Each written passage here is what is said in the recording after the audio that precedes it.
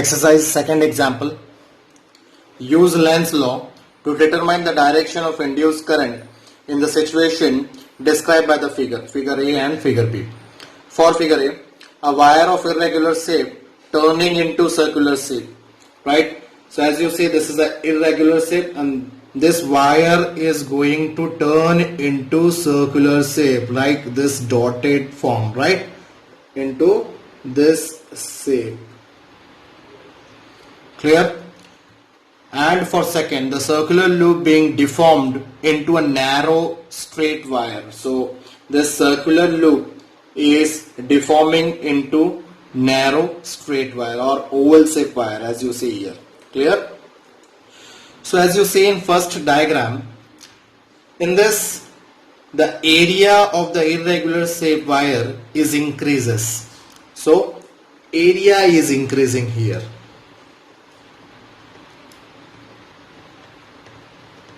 Area is increasing, while in this it is squeezed up to a straight wire, narrow wire. So here area is decreasing.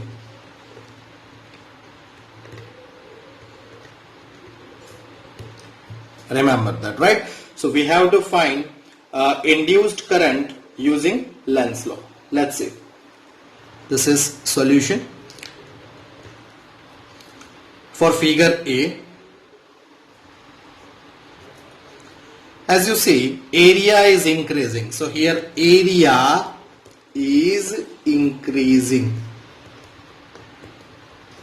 Clear? Using Lenz's law. Now what Lenz's law say? The direction of induced current will be opposes the increase in area, because due to increase in area the magnetic flux is increases. So there is a case of increase in magnetic flux, right? Due to increase in area, flux is increases.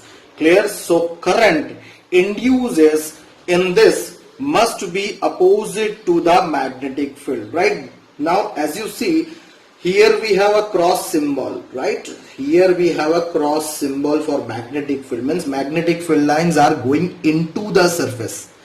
So the current induces in this wire is such that the magnetic field produced by this wire will be opposite to this external magnetic field, means opposite to this external magnetic field which is downwards. Then the wire produced by magnetic field produced by this wire must be opposite to this inward magnetic field. Clear? So for that we know that the direction from this right hand rule, we know that the direction of magnetic field is upward, should be upward, which is opposite to the external magnetic field. Clear? And this is the direction of induced current, and this is the direction of induced current, which is anti-clockwise. So current will be inducing in anti-clockwise manner. Clear? In this anti-clockwise manner. So from Lenz, using Lenz's law, induced current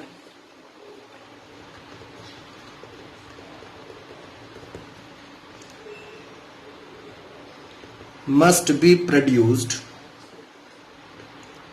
such that it opposes the increase in magnetic flux. Increase in magnetic flux due to increase in area. Due to increase in area, which is anti-clockwise.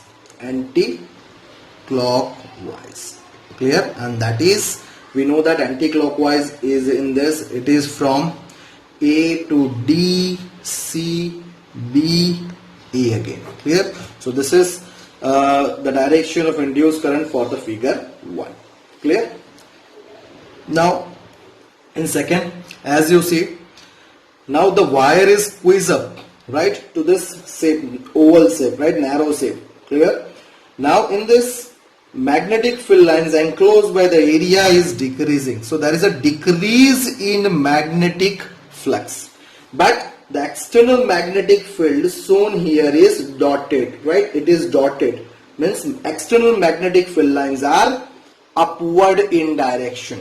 So we know that to oppose the decrease in magnetic flux, magnetic field produced by this induced current must support the external magnetic field, which means the magnetic field produced by this wire must be in upward direction only. Clear? So area is decreasing. So by using Lenz's law, we can say that induced current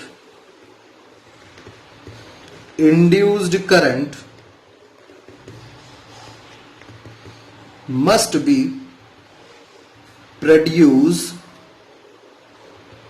such that it opposes the decrease in magnetic flux. The decrease in magnetic flux due to increase in area. Clear? So direction will be, as you see here, magnetic field must be in the same direction of external magnetic field to oppose the decrease in magnetic. That direction will be upward only.